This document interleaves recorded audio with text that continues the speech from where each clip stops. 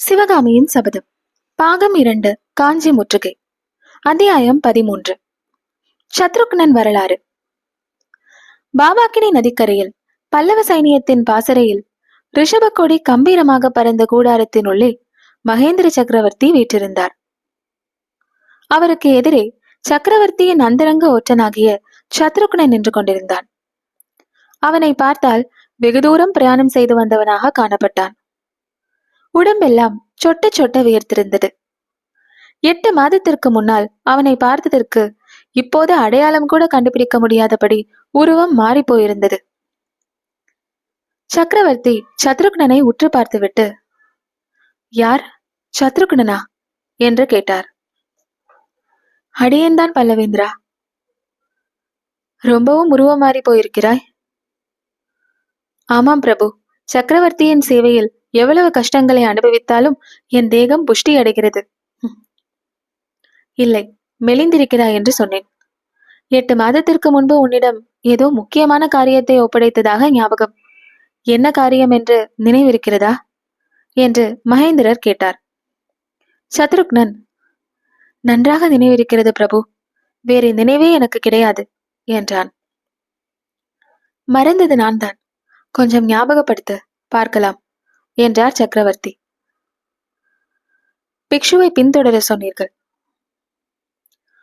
ஓஹோ, அப்புறம்? ஆயனரை கவனிப்பதற்கு ஆள் போட சொன்னீர்கள். அவ்வளவுதானா? இன்னும் ஒரு கடினமான வேலையும் கொடுத்தீர்கள் பிரபு. குமார சக்கரவர்த்தியின் போக்குவரத்துக்களை கவனித்து வரும்படி கட்டளையிட்டீர்கள். ஆமாம் ஆமாம், ஞாபகத்திற்கு வருகிறது. ஏதாவது முக்கியமான தகவல் கிடைத்தால் நம்பிக்கையான ஆள் மூலம் செய்தி அனுப்ப சொன்னீர்கள். மிக முக்கியமான செய்தியாக இருந்தால் என்னையே நேரில் வர சொன்னீர்கள். அப்படியென்றால் மிக முக்கியமான செய்தியை இப்போது கொண்டு வந்திருக்கிறாய். ஆம் பல்லவேந்திரா, வேறு யாரிடமும் அனுப்ப முடியாத செய்தி. அதனால்தான் நானே வந்தேன். ஒவ்வொன்றாக சொல், பார்க்கலாம். சத்ருக்னன் நாகநந்தியை தான் பின்தொடர்ந்ததை பற்றி முதலில் சொன்னான். அந்த வரலாறு பின்வருமாறு. நாகநந்தி பரஞ்சோதியிடம் மூளை கொடுத்து அவனை நகார்ஜுன மலைக்கு போகும்படி அனுப்பிய பிற்பாடு தெற்கே கிளம்பி போனார்.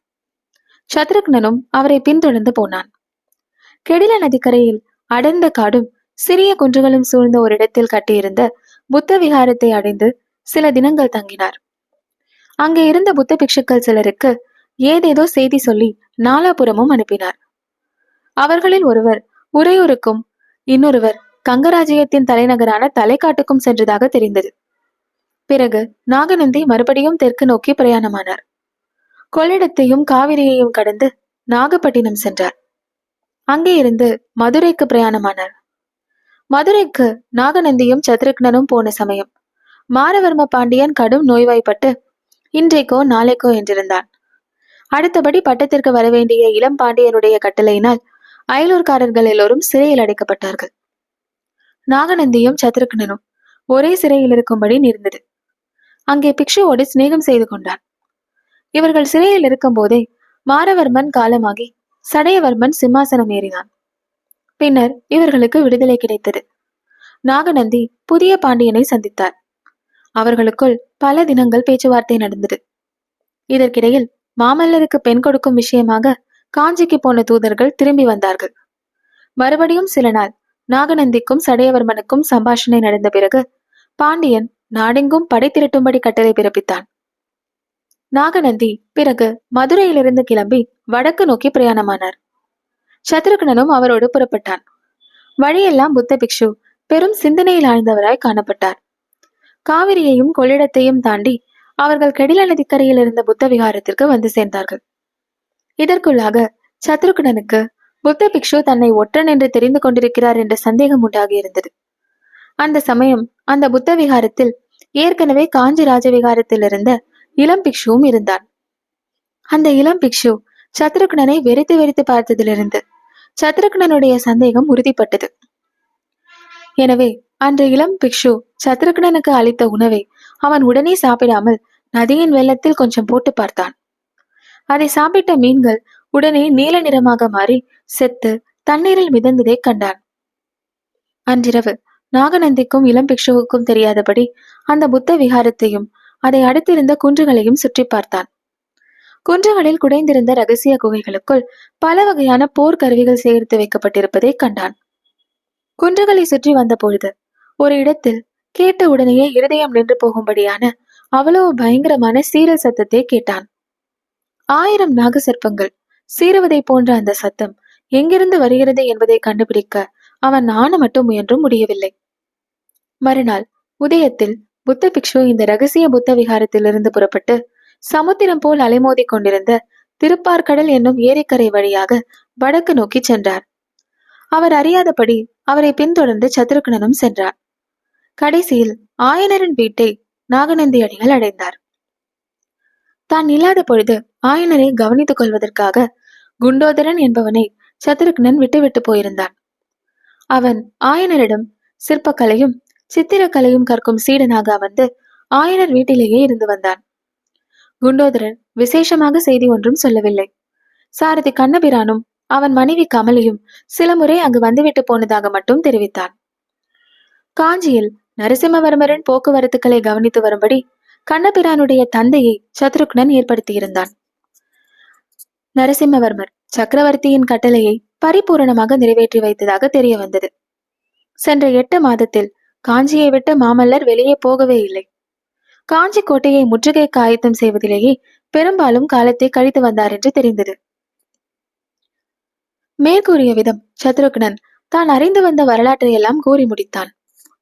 பிறகு சக்கரவர்த்தி, சத்ருக்னா, என்னுடைய கட்டளையை மிக நன்றாக நிறைவேற்றியிருக்கிறாய். செய்தி இவ்வளவுதானா? உன் முகத்தை பார்த்தால் இன்னும் ஏதோ முக்கிய சமாச்சாரம் இருப்பதை போல் தோன்றுகிறதே என்று கூறினார். ஆம் பிரபு, சில ஓலைகள் கிடைத்தன. அவற்றை தங்களை தவிர யாரும் பார்க்கக்கூடாது என்று நேரில் கொண்டு வந்தேன். ஓலையா? என்ன ஓலை என்று சக்கரவர்த்தி வியப்புடன் கேட்டுக்கொண்டே கரத்தை நீட்டினார். பல்லவேந்திரா, ஒருவேளை நான் செய்தது குற்றமாக இருந்தால் மன்னிக்க வேண்டும். சக்கரவர்த்தி துள்ளி எழுந்து, முட்டாளே, துர்விநீதனுக்கு புலிகேசி அனுப்பிய ஓலையை தடுத்து நிறுத்திவிட்டாயா என்று கோபகர்ஜனை செய்தார். இல்லை பல்லவேந்திரா, மன்னிக்க வேண்டும். நான் சொல்லும் ஓலை யுத்தத்தை பற்றியதே அல்ல. நல்ல வேலை, எங்கே அப்படி ஏதாவது அசட்டுத்தனமாய் குறுக்கிட்டு காரியத்தை கெடுத்து விட்டாயோ என்று பயந்து விட்டேன். பின்னே எந்த ஓலையை சொல்கிறாய்? பல்லவேந்திரா, நான் கொண்டு வந்திருப்பது காதல் ஓலை. ஆ என்ற வேப்புலியுடன் சக்கரவர்த்தி தமது பீடத்தில் அமர்ந்தார். அவருடைய புருவங்கள் நெறித்தன. நெற்றியில் சுருக்கங்கள் காணப்பட்டன. எங்கே? எடு, ஓலையை பார்க்கலாம் என்றார். சத்ருக்னன் தலையிலிருந்து முண்டாசை எடுத்தான்.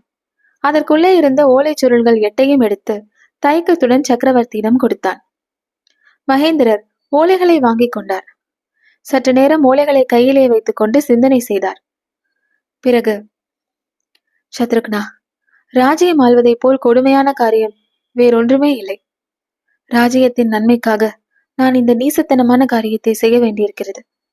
மாமல்லனுடைய குழந்தை உள்ளத்தை கீறி பார்க்கும் பயங்கரமான பாவத்தை செய்ய போகிறேன் என்றார்.